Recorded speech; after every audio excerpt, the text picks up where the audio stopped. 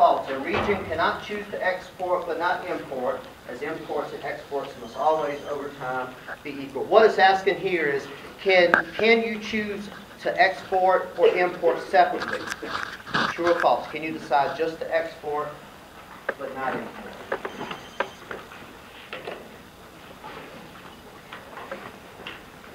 Stapler. I don't. Stop by the library. Just pulled the corner. That's gonna work.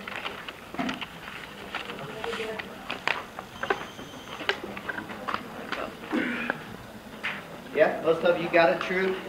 There's a couple things you can remember and answer a lot of questions. And one of them, when it comes to trade, you can decide whether to trade or not, but you can't say, I'm going to only export and not import, or I'm only going to import and not export.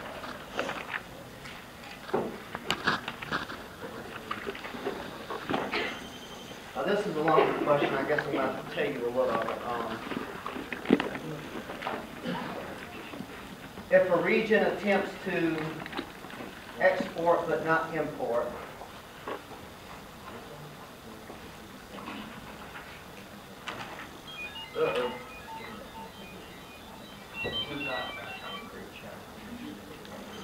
there we go. If a region attempts, this is one of the big questions, and it's long. And think, if a region attempts to export but not import, what will happen? And that's what the local boards want. That's what we said the local boards want. Well, this says if you want to export but not import, money will accumulate in the region and goods will become scarce. Here's how I always think you should think through these questions. When you hear export and import, try to picture in your mind what's happening with money. There's money coming in and money coming out. I have to do it. I have to picture it in my head. So if we're exporting, then we're selling things to other people and money comes to us. And if we don't import, then we're not giving that money to other people for stuff. So if we export but not import, money is coming in and no money's going out. So it's looking good so far. Money will accumulate in the region and goods will become scarce. So far, and if there's a lot of money piling up, does it sound like prices will rise? If it does sound like everybody's walking around with a bunch of money, then prices will rise, and it is still sounding true thus far. If this continues, prices will become so high that people will insist on importing cheaper goods. I'm going to start the timer. Just chime in and tell me what you think. It's true or false.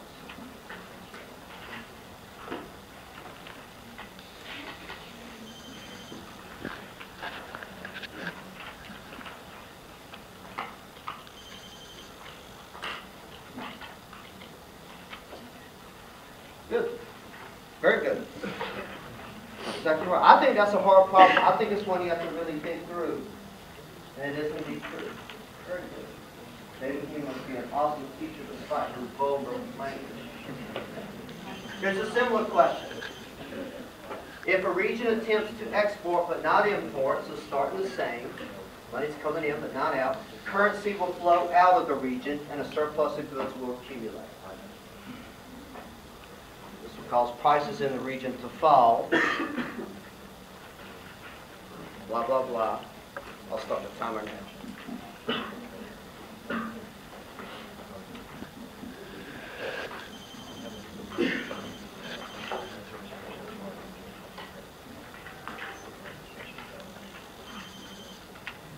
Good.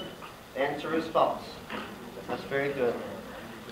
If the first sentence had said if a region attempts to import but not export, then the whole thing would have been true. It is better to import than export. For the former keeps money in the local economy, while the latter money leaves the economy.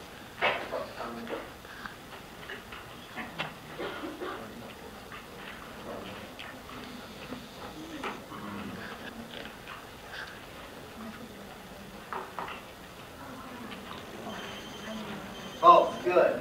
In fact, you didn't have to read much. Anytime you see something where it makes imports good and exports bad, or exports bad and imports good, you right away know it's false. Neither imports nor exports alone are bad. The trade's always going to be good. Very good.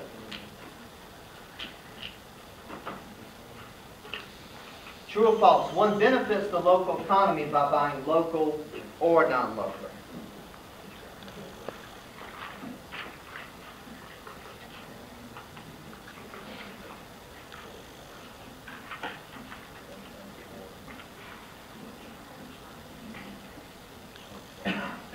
True. Awesome. I'm loving this. That's very good. What you're recognizing is you don't have to, regardless of whether you spend it local or import, if you import something, the money goes out, but it always comes back. Very good.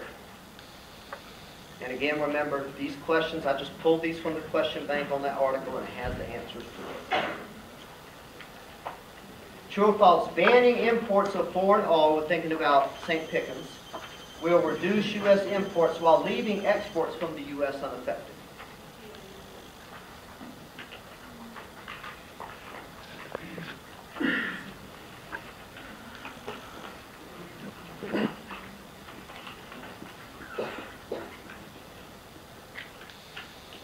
False. Exactly. Very good. What you recognize is you can't say, I'm just going to export, not import. If you don't allow any imports, you're not going to have any exports. And think about it. If the U.S. could only export and never import, that means every year we're making things for other people and basically giving it away for free. Who does that? That's foreign aid. That's not trade. This is very good, y'all. Now there was a video, the first video y'all saw where John English was talking. This is seeing if you can recognize what his argument was. I'm going to wait a little bit for it.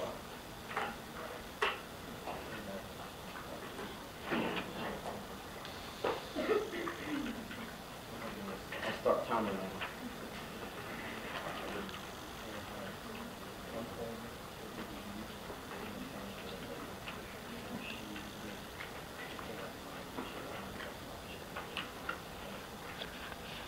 Sure. Yes, that's exactly right. This statement is basically what John English, the local board, was saying. So, even if you don't believe that argument is good, we want to know what people are arguing. I believe this is the last one. Now, this is a quote you haven't seen, but the Secretary of Ag in the last Obama administration and the current one is Tom Vilsack, and he said this once when he was asked about local foods. He said, in a perfect world, everything that was sold, everything that was purchased and consumed would be local, so the economy would receive the benefit of that. Everything, iPods, Coca-Colas, pocketbooks,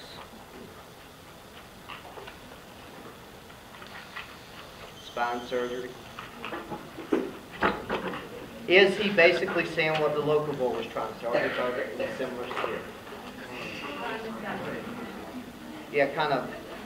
I mean, did it?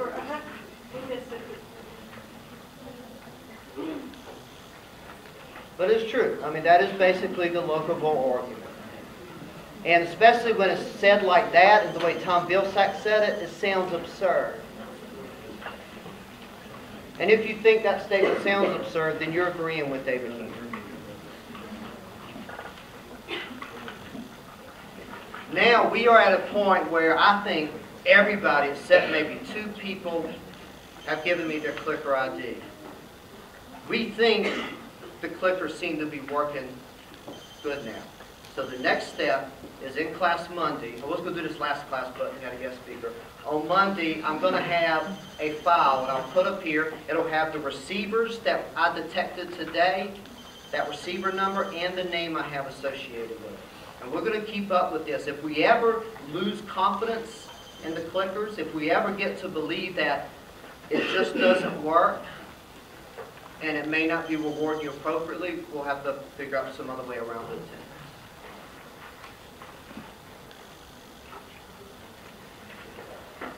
Our announcements is we've already turned in homework 4. We've already practiced answering questions from the article David Hume Meets a Local Board. Today we're going to discuss the article Creative Destruction. In the announcements for Monday, we're going to start talking about money next week. And for that, the lectures I'm going to give, they're replicated in a video. And like those first 2 lectures, there's a file associated. And what I want you to print these. There's 4 files at these 4 links here, and just print out those 4 pages, bring them to class, and that's what you're going to write your notes on. So I'm going to have that file up here, be talking about it, and you'll write your notes. So you definitely want to have those printed out. You'll be using them all of next week, including Monday. Let me give you an idea of what we've been doing in class thus far and what you know you're responsible for. The first thing we did was this introduction to economics. And when you go there, you see there are practice questions for these 2 discussions. That's what you're responsible for. On the 2 videos there's a true or false question associated with them. That's what you're responsible for. And then we moved from Introduction to Economics to Game Theory. It was all in one article there. What are you responsible for? The questions at that question bank. Those are ones you printed out and we did in class. After Game Theory, we did the Parable of the Magic Island. The video replicating that is there, and the practice questions for that are in that file right there. It's just a few of them. Then we went to Articles on Trade. And the thing you did homework 4 on, that's on all these articles. And that homework was the practice questions there. That's what you're responsible for in the test. Then we did that article, When Robinson Met Friday. And in there, the question banks. That's what you're responsible for. David Hume Meets a Local Board. That's what we did last time. The question bank is right here. And the questions I used for the clickers today, I just pulled down from here.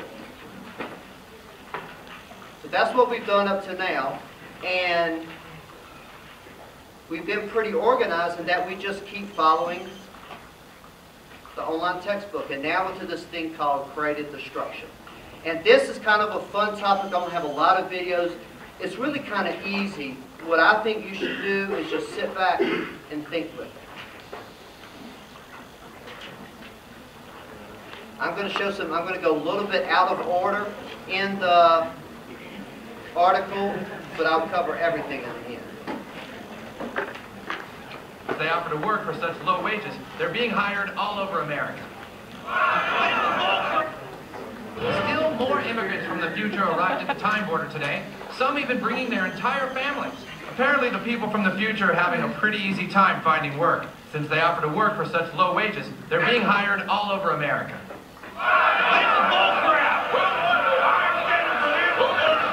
Alright folks, my name is Darrell Weathers and I'm with the Construction Workers Union. I work with a lot of fine men who have families to feed. I don't know about y'all, but we work long and hard to get our pay up to a level where we can make a decent living. And now these people from the future are showing up and offering to do the same work for next to nothing. They took our jobs. We're in the moving business. 14 years we've been working our butts off. Now these future folk come in and we can't get work nowhere. They took our jobs. They took your jobs. Yeah. What about us in the fast food business? The restaurants are firing us because the future people work for a lot less. They took our jobs. They took your jobs. They took your jobs. It's affecting kids, too. Me and my friends started our own snow shoveling business. We were trying to be responsible and make money, you know? But then the people from the future came along, and now we're out of work, too. Oh, they took our jobs. They took your jobs. They took your jobs. I want you to now compare that video to a real video. This is, I don't know if he's still representative, but Representative Jesse Jackson Jr. This is a speech he gave on the floor of Congress.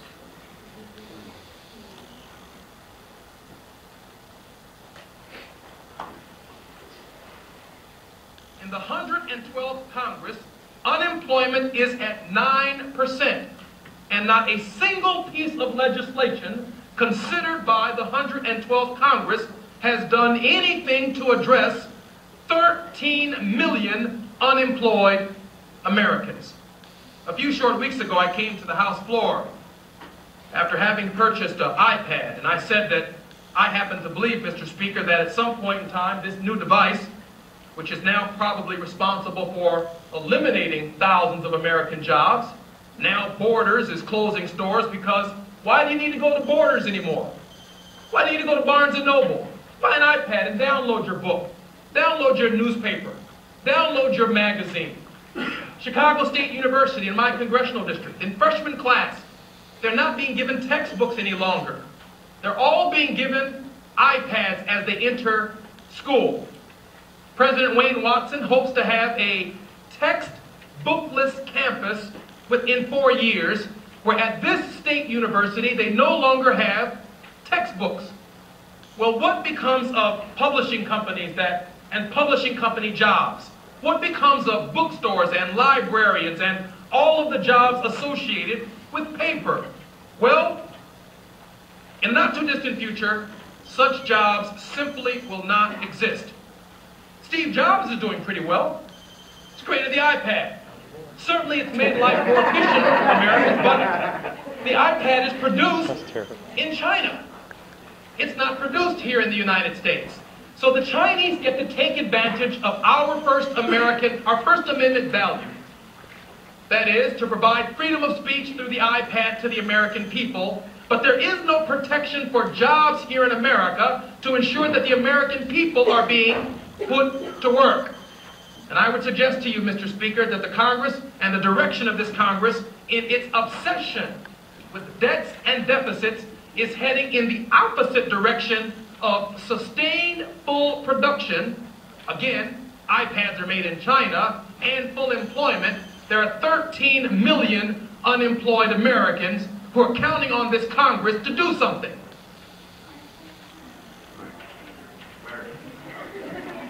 Those two videos were really about almost exactly the same thing.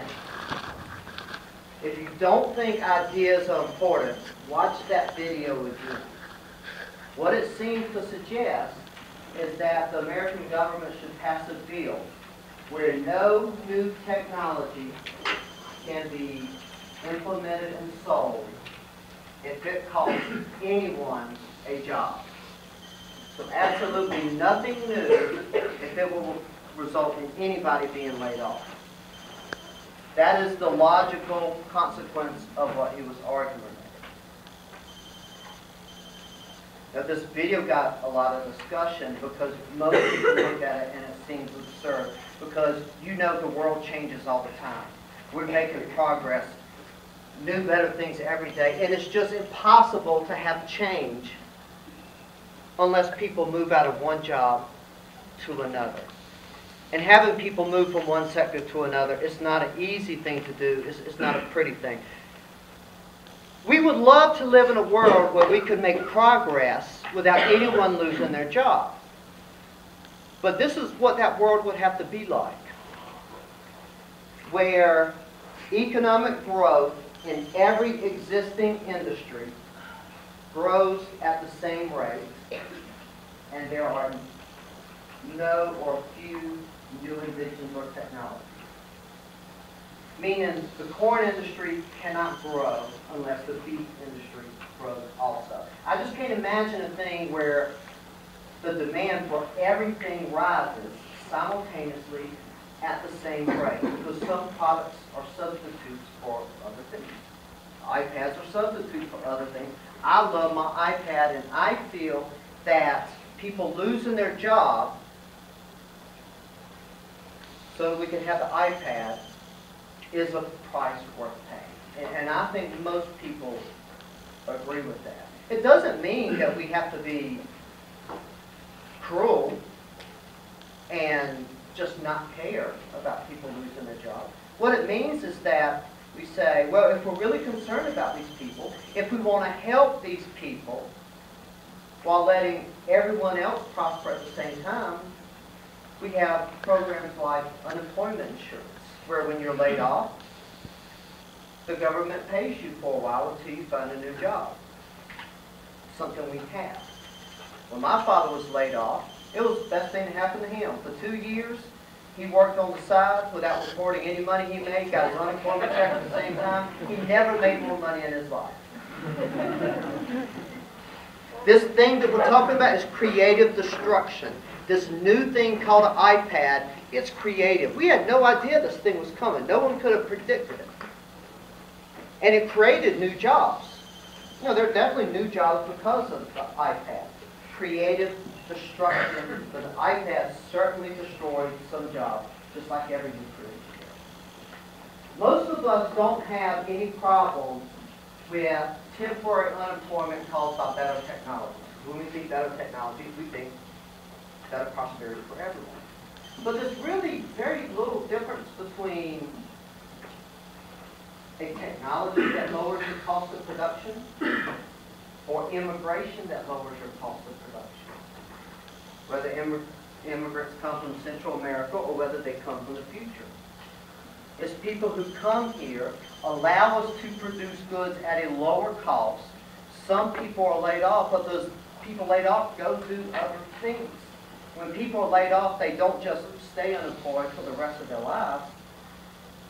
They find other jobs. And when they go do those other things, that means we get more of those other goods too. So we have immigration. You get this good cheaper where the immigrant labor comes in. The people who are laid off, they go do something else, and you get more of those goods too. It's just there's no difference between a lower cost of production because of immigration or technology. And the same thing comes from trade.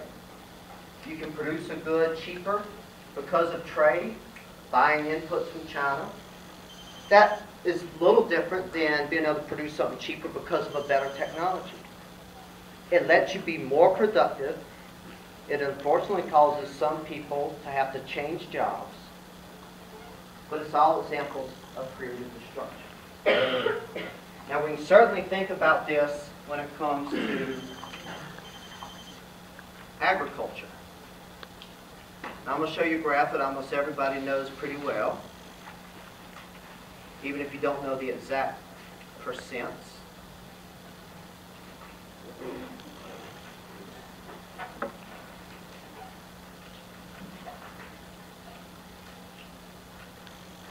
Well, I'm sorry if you can't see the numbers great, but what this is a graph, farm jobs percent of total U.S. jobs. Around 1800, around 90% of all jobs were on the farm. 9 out of 10 jobs on the farm. And then, you know the things that happened. One of the big things was machinery. Instead of using animal and human labor, we get energy from fossil fuels. And it lets each farm worker, each farmer, produce more than they could before. And so they produce more stuff. The price of ag products fall. Corn, soybeans, vegetables, beef, pork falls. The most inefficient producers now lose money, so they have to quit farming. They leave their job and they go do something else. And that something else gives us new stuff.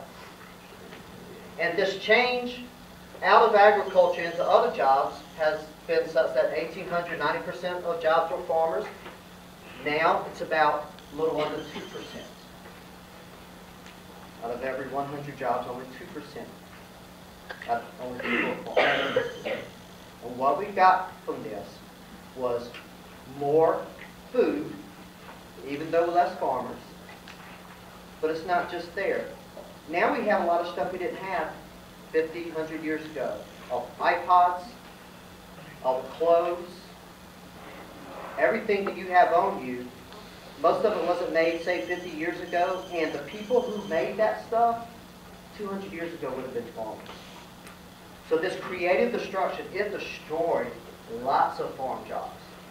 But it released labor to go produce all this other stuff that we produce now. And so you have much fewer farmers giving us more stuff.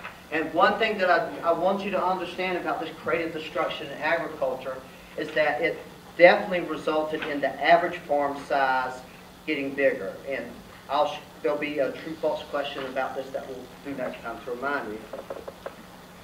So I want to show you a quick clip from a documentary called King Corn, where they illustrated this creative destruction and how it increased the farm size and reduced the number of farm jobs.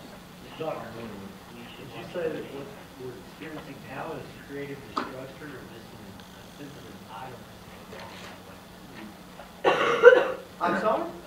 All right. Right now we have 47 million people. Yeah. Is it because of creative destruction or sensitive item? Oh, you mean the recession lately? If that's what you want to call it. I call it a sensitive item. These people feel entitled to sit down and do that. Oh, I think I know what you're saying. So this creative destruction happens all the time. There's always some unemployment. Lately we've had a recession, and that recession was not creative destruction. Bad things happened in the financial industry, and there was destruction. And I think what you're saying is that we give people unemployment compensation to help them in the transition between the old job and the new job, not just out of altruism, but because, like, if y'all are really smart people and you lose your job, we don't want you to have to immediately take a McDonald's job because you've got to pay your bills next month. We want to give you time to do a careful search, get a job that's best for you because that's the job that's best for us. And I think what our young man is saying is that some people, because we keep lengthening the number of months people can stay on unemployment, they're saying, well, why work if I just get paid? Exactly. And it certainly, I mean, there's no doubt that that is going on. We are being more empathetic, kinder to people who were laid off, and that is causing unemployment rates to be higher than they normally would be. What would you say our sustainability is? Well, we'll still be okay. I mean, we'll still be. I don't see why it's any reason to think that's a destruction of the country or anything. You know, it's actually really hard to help anybody in any way without creating some perverse incentives. You know, people down on their luck, and you help them out, you want to think that they'll use that money just to get back on track, but not always. You know, when Jesus fed the 500 people fish, did that just hold them over to that day, or did the next day they say, well, why bring food to go see Jesus? He'll have food for us. Yeah, it really, and this is the dilemma you always face in government programs, or private charity for that matter. You can help people, but people will take advantage of it, and so you have to be smart about it. You can't do it too much. And you know what they used to do? You used to have the poorhouse. Before government unemployment insurance, you had the poorhouse, where you went to the poorhouse, they fed you, they put clothes on your children, but they treated you like absolute crap. I mean, they really did. You were thought of as the dregs of society. And they were mean to you. They made you do menial work because they thought you should work for pay. And it was cruel. It was very cruel how they treated people. But there was a reason to it, because they knew if they were not mean to people in the poorhouse, some people would want to stay in the poorhouse. That's just one of those trade-offs, and there's no... Yes? So if the country went back to something like maybe not that harsh, would we be better off? Not necessarily. Maybe. Like, you can imagine, suppose let's just get rid of unemployment insurance. Now, if you lose a job, you better find another one quick. No one's going to help you out, except maybe your family. Well, that will certainly make people find a new job quicker. The unemployment rate will be lower. And so there's that benefit. But the cost, and there was two economists, I think, last year who won the Nobel Prize for this in economics. What they pointed out is that it's actually good for everyone if you give people more time to look for a job sometimes. And, you know, going back to the example for you, suppose in 4 years you're married with 2 children. You're the only person earning any money. You lose your job, you've got to pay your bills now. There's no one to go to. You have no friends or family to really help you. You cannot find a good job giving you a salary anything close to what you were getting. But you can get $8 or $10 an hour job at Walmart. If you had to take that job at Walmart, it is true that you would be off, you wouldn't be a burden to unemployment, to the government, a burden to taxpayers. You wouldn't be adding to unemployment, but you would be worse off because you'd be making less money, but society might be worse off as well. So to give you an example, do we want LeBron James making french fries at McDonald's? No. I mean, he'd be good at it. I'm sure he'd be great. He can do anything well. But he provides more value to us playing basketball.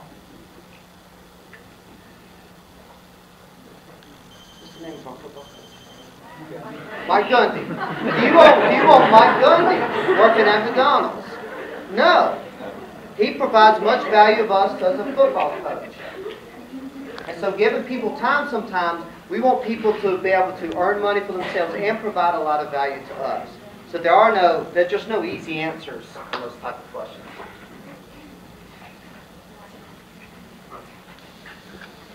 Ready? As tractors took over work on the farm, a single farmer could work more and more land.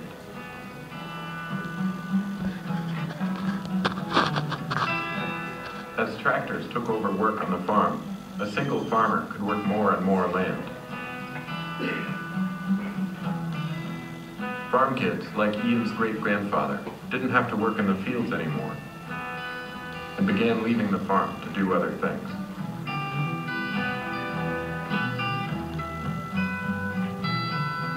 Claire Cheney bought one of the first planes in the county, got a job making aerial maps of farmland, and saw from above as corn farms got bigger and bigger.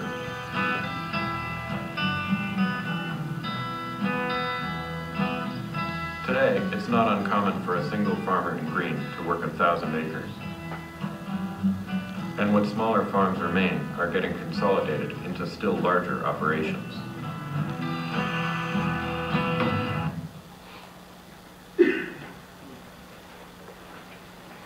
The last thing I have is one of my favorite videos to show a class. I think it's one of the most enlightening things you can see. And the video tries to make that point that as far as the economy is concerned, the well-being of everybody, there is little difference between immigration, trade, and technology.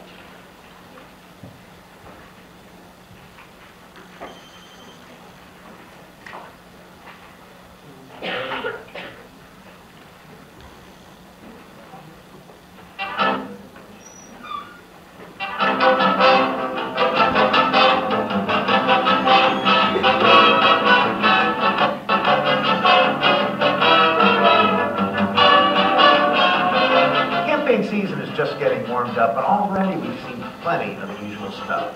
Candidates shaking hands, hanging out at diners, and scaring voters about foreigners who are taking your jobs. Workers watch their jobs get shipped overseas. We are exporting jobs. I will fight to bring back good jobs. Sometimes the threat comes from China, Japan, or outsourcing to India. That's why I oppose NAFTA. This time it's NAFTA.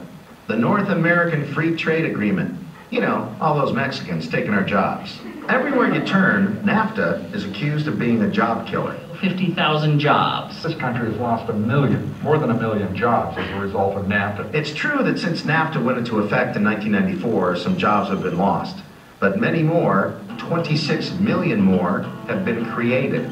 Even with the economy that we have today, the unemployment rate is lower than it was before NAFTA. I oppose NAFTA early from the start. And yet we're always being lectured about the evils of NAFTA. We've been devastated by faith-based economic policies. And how our nation's bosses are selling us out for cheap foreign labor. Looking to hire cheap foreign labor over American workers. Cheap foreign labor, more cheap labor. But if cheap labor is what we're worried about, there's a much bigger threat than foreigners. Politicians don't pay much attention to it, but Hollywood has been warning us about humanity's inevitable war against the machines.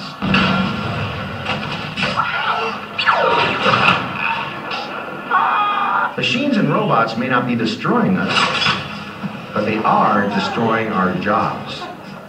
Now think about it. How are we supposed to compete against something that doesn't get paid, doesn't get health insurance, and never goes on breaks? Everywhere you turn, machines are swiping our jobs. Think parking lots need the human touch? Thank you. Please come again. This lot is fully automated, and robots have replaced warm-blooded attendants. Please pay with cash or credit card. Every time you go online to book your travel or do your taxes, you're nudging travel agents and accountants closer to the unemployment line. You don't need a person to sell you movie tickets, do your banking, or clean your pool. Sorry, ticket sellers, tellers, and pool guys. Oh, and you too, gardeners. RoboMow, a fully automatic lawnmower. No job is safe from the robot threat. We already have planes that fly without pilots, and symphonies with robot conductors. Even the oldest profession may not be safe. We'll be getting freaky with fembots in just a few years, say some robotics experts. Are you surprised that I'm a robot? None of this is new. The soulless job stealers have long waged war against human workers. 200,000 manufacturing jobs have been lost in this state. Manufacturing jobs used to be much more common. But did you know that our nation is actually manufacturing more stuff than ever before? How? You guessed it, machines are doing more of the work. Machines are replacing the people. A machine is standing there welding the parts together, pouring the material into the forms, stretching fabric over the seats, whatever it is. Dr. Adrian Moore says machines have shaken up farming jobs even more than manufacturing. He should know. Moore grew up on a farm. Although he's now an economist with the Reason Foundation, the nonprofit that produces Reason.tv, he still lives the country life in Tehachapi, California. There's no way humans can compete against machines in a lot of the back-breaking work in a farm. For me to go out with a hoe and hoe a small patch of land, a big garden, say, take me probably days.